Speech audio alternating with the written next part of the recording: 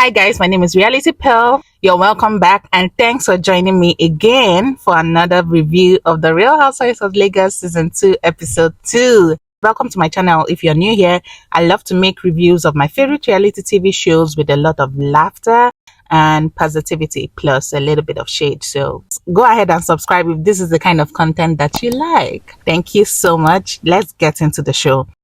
Iyabo opened the show with her husband Polo. Honestly, I don't know that they are married, but she calls him that. So they could be married because, remember last season, she said she was not going to publicly show any man, especially on social media, if they were not married. Yeah, that's what she said. Okay, but that's not my business. They are a cute couple though. And you can tell that Iyabo is in love. Like she has fallen with her legs up. Like she has fallen like... She's like all teeth, smiling, giggling like a schoolgirl, blushing. I'm like, wow. This is what love does, okay? I love it for them. I think we all love a good love story. So yeah, she kind of broke the internet with those pictures that she posted last year. I think it was during her birthday last year, announcing her relationship, and everybody was like, what? I'm happy for them, okay? And it looks like their families support them. The man has 2 kids. Iyabo has 2 kids, both around the same age grade. Seriously, there's nothing to hate here. We saw several scenes of the ladies catching up amongst themselves. Choma hung out with Tania in her house. We saw Mariam and Tiana as well. Mariam was catching her up with some things that happened at her event. I think that actually this is the time that Tiana needs to look out for Mariam because she has been making some comments, right? Yeah, there's just something about Mariam this time around. So there's a man in Choma's life. Choma has always had a man in her life, or men, I don't know.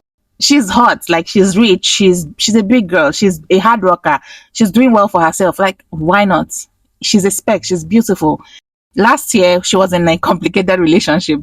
She said this one is her love interest. When her friend brought up the man, she was blushing. Yeah, I could tell that she likes the guy. She was like, oh, he's good, he's nice, he's a good communicator, he's handsome. Her friend was like, but, and she said, but what? I'm telling you, she said, but we could all hear from everything she was saying that there was a but coming. So Choma said she had not yet received any gift from him.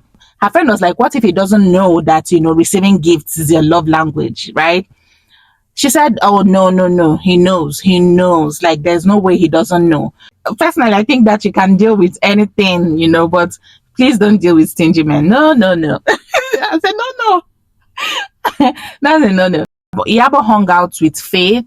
Iyabo was coming at Faith, really, both in her confessional, in real life, she was coming at Faith, but Faith remained calm. Faith mentioned that she wanted to get into the acting world. Iyabo was like, is she even ready? In her confessional, she was like, well, she's already acting the part. She's already forming that celebrity lifestyle. Faith has bouncers. Okay, that was even the first thing that she noticed. She was like, why does Faith have bouncers? She moves around without bouncers, and it's Faith that has. Why does she have bouncers? What does she need them for? About the dress. Iyabo said, oh, but you were going to a spa, you were not going for a dinner or stuff like that. You needed to dress appropriately. She said, well, she had her yoga pants in her bag, she had bikini just in case of whatever. She needed to come like that because that's actually what represents her the most. Iyabo was like, but that's not you. I've been on your Instagram page. You don't dress like that. The way you appeared that day is not really you. Unless you're lying, unless you're trying to put up a different front than who you are. The whole thing just sounded weird to me. I was like, what's wrong with this woman? Like, can't she just drop it? I felt like Faith was just unusually calm. I don't know her personally, but it's now making me think, the fact that she said, oh, she wanted to get into Nollywood, does it have anything to do with the way she's taking all these things that Iyabo is throwing at her? Really? Because when Iyabo was like, oh, you need to get to know the right people, she said that, I already have the right person sitting right here in front of me. So I'm like, is she just buttering her up, just because she wants something from her? I feel like at the end of the day, we all have reasons to keep people around, There's nothing wrong with someone having enough sense to say, you know what, I'm not going to do this right now, especially because I need this from this person. Then Faith also invited Laura.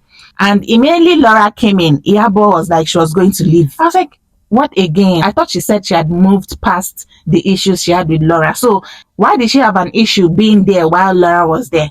It didn't make sense, and the energy was just off. I'm sure Laura also noticed it. Moving forward, Dr. Rume, Faith calls him Dr. Rume. That's why I'm still calling him Dr. Rume. I thought we're just going to see him, that once or at most twice. It looks like we are stuck with him, right? He's obviously a friend of the show because he even has a confessional. So, guys, I can't believe that we are going to be seeing Dr. Rume. I don't know how I feel about that, but we'll see.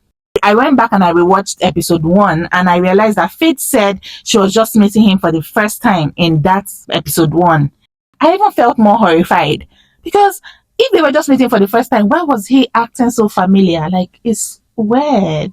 Well, Faith went to his house for lunch, okay? Lagos houses. I feel like Lagos houses all look the same. It's like they all like the same things. They all have the same style when it comes to interior design.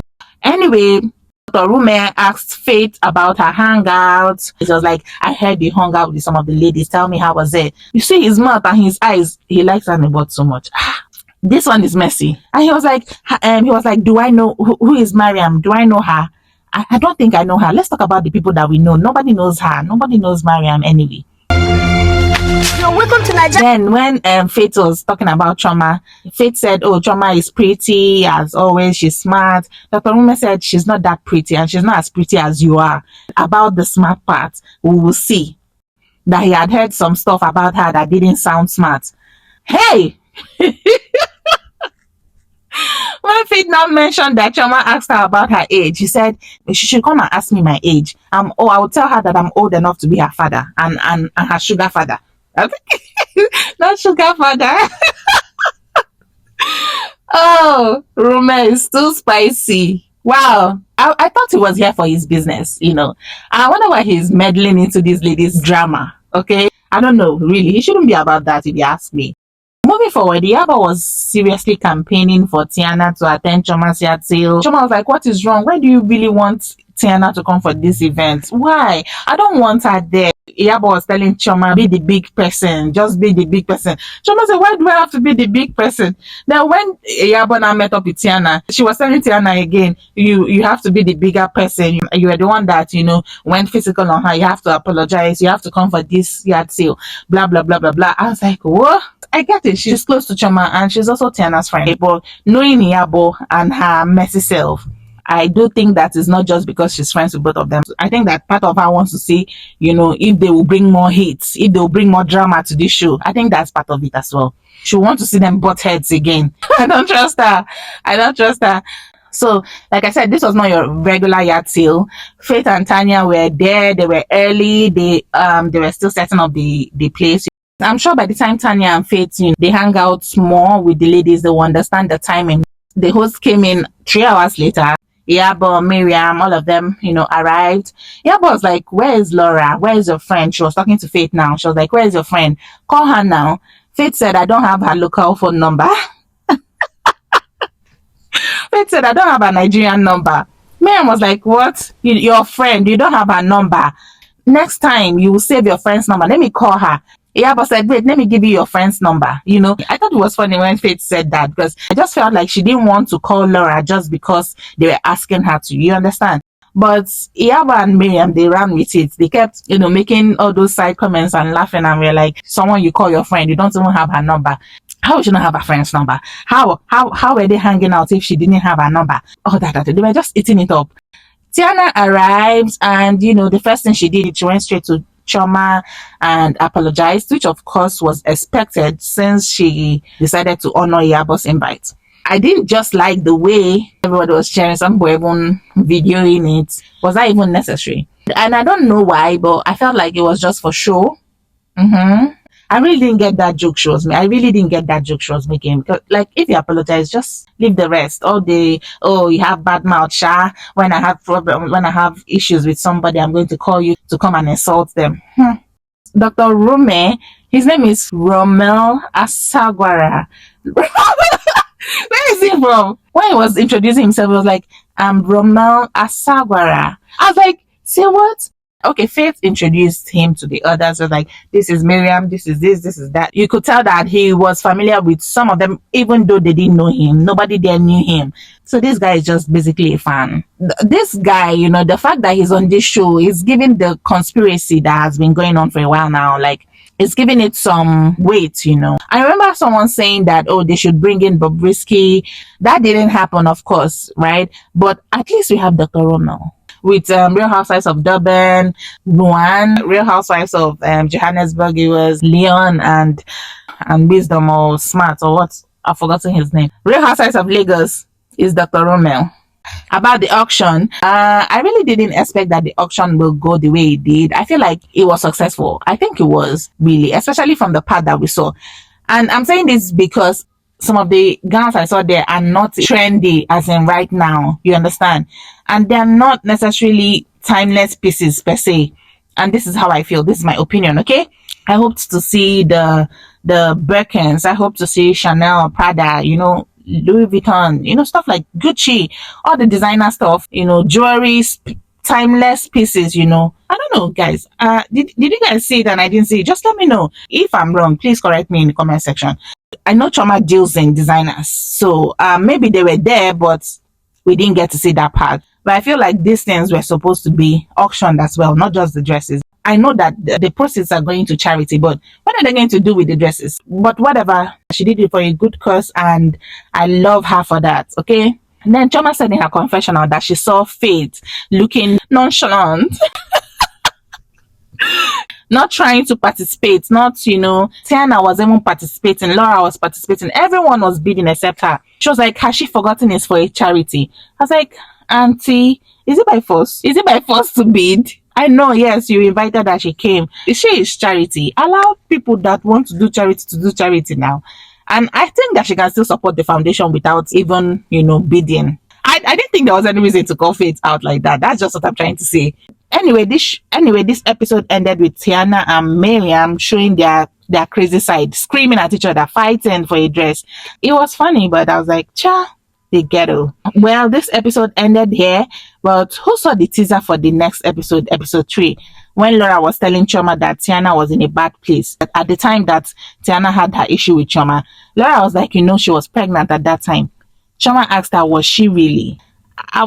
You know what, I'll just wait and see the next episode, but people don't lie about stuff like that, and it will be very low of Choma to insinuate that. But like I said, I'll wait and see the context, because guys, context is everything.